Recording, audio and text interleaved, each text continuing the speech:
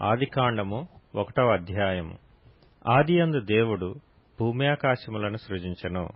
భూమి నిరాకారముగాను శూన్యముగాను ఉండెను. చీకటి అగాధ జలము పైన కమ్మియుండెను. దేవుని ఆత్మ జలముల పైన అల్లాడుచుండెను. దేవుడు వెలుగు కమ్మని పలుకగా వెలుగు కలిగెను. వెలుగు మంచిదైనట్టు దేవుడు చూచెను. దేవుడు వెలుగును చీకటిని వేరుపరచెను. దేవుడు వెలుగునకు పగలనియు చీకటికి రాత్రి అనియు పేరు పెట్టెను. అస్తమయమును ఉదయమును కలగగా ఒక దినమాయెను. మరియు దేవుడు జలముల మధ్యనొక విశాలము కలిగి ఆ జలములను ఈ జలములను వేరుపరచును గాకని పలికెను.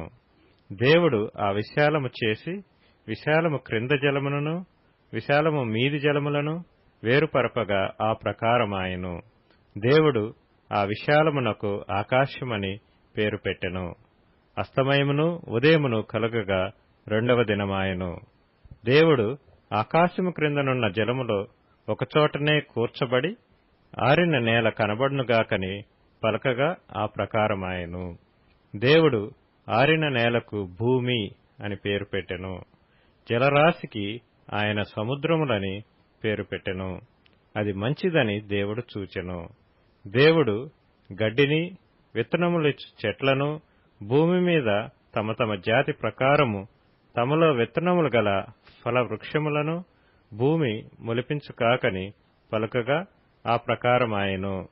భూమి గడ్డిని తమ తమ జాతి ప్రకారము విత్తనములిచ్చు చెట్లను తమ తమ జాతి ప్రకారము తమలో విత్తనములు గల ఫల వృక్షములను మొలిపింపగా అది మంచిదని దేవుడు చూచెను.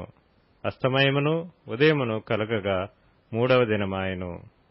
దేవుడు పగటిని రాత్రిని వేరుపరచునట్లు ఆకాశ విశాలమందు జ్యోతులు కలుగునుగాకనియు అవి సూచనలను కాలములను దిన సంవత్సరములను సూచించుటకై యుండుగాకనియు భూమి మీద వెలుగిచ్చుటకు అవి ఆకాశ విశాలమందు జ్యోతులై యుండుగాకనియు పలికెను. ఆ ప్రకారమాయెను. దేవుడు ఆ 2 గొప్ప జ్యోతులను అనగా పగటిని ఏలుటకు పెద్ద జ్యోతిని రాత్రిని ఏలుటకు చిన్న జ్యోతిని నక్షత్రములను చేసెను. భూమి మీద వెలుగిచ్చుటకును పగటిని రాత్రిని ఏలుటకును వెలుగును చీకటిని వేరుపరచుటకును దేవుడు ఆకాశ విశాలమందు వాటినుంచెను. అది మంచిదని దేవుడు చూచెను.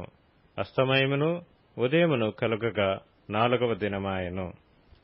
దేవుడు జీవము కలిగి చెలించు వాటిని జలములు సమృద్ధిగా పుట్టించునుగాకనియు పక్షులు భూమిపైని ఆకాశ విశాలములో ఎగురునుగాకనియు పలికెను. దేవుడు జలములలో వాటి వాటి జాతి ప్రకారము జలములు సమృద్ధిగా పుట్టించిన మహామత్స్యములను జీవము కలిగి చెలించు వాటినన్నిటినీ దాని దాని జాతి ప్రకారము రెక్కలు గల ప్రతి పక్షిని సృజించెను. అది మంచిదని దేవుడు చూచెను. దేవుడు మీరు ఫలించి అభివృద్ధి పొంది సముద్ర జలములలో నిండియుండుడనియు పక్షులు భూమి మీద విస్తరించునుగాకనియు వాటిని ఆశీర్వదించెను.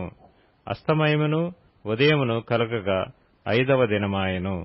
దేవుడు వాటి వాటి జాతి ప్రకారము జీవము గల వాటిని అనగా వాటి వాటి జాతి ప్రకారము పశువులను పురుగులను అడవి జంతువులను భూమి పుట్టించునుగాకని పలికెను.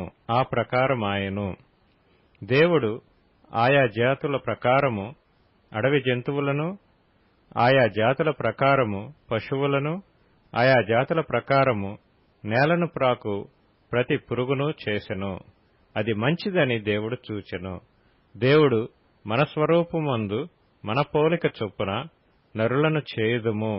వారు సముద్రపు చేపలను ఆకాశ పక్షులను పశువులను సమస్త భూమిని భూమి మీద ప్రాకు ప్రతి జంతువును ఏలుదురుగాకనియు పలికెను. దేవుడు తన స్వరూపమందు నరుని సృజించెను. దేవుని స్వరూపమందు వాని సృజించెను. స్త్రీనిగాను పురుషునిగాను వారిని సృజించెను. దేవుడు వారిని ఆశీర్వదించెను. ఎట్లనగా మీరు ఫలించి అభివృద్ధి పొంది విస్తరించి భూమిని నిండించి దానిని లోపర్చుకొనుడి. సముద్రపు చేపలను ఆకాశ పక్షులను భూమి మీద ప్రాకు ప్రతి జీవిని ఏలుడని దేవుడు వారితో చెప్పెను. దేవుడు, ఇదిగో భూమి మీద ఉన్న విత్తనములిచ్చు ప్రతి చెట్టును, విత్తనములిచ్చు వృక్ష ఫలములు గల ప్రతి వృక్షమును మీకిచ్చియున్నాను. అవి మీకు ఆహారమగును. భూమి మీద నుండు జంతువులన్నిటికిని, ఆకాశ పక్షులన్నిటికిని, భూమి మీద ప్రాకు సమస్త జీవులకును పచ్చని చెట్లన్నీయు ఆహారమగునని పలికెను. ఆ ప్రకారమాయెను. దేవుడు తాను చేసినది యావత్తును చూచినప్పుడు అది చాలా మంచిదిగా నుండెను. అస్తమయమును ఉదయమును కలుగగా 6వ దినమాయెను.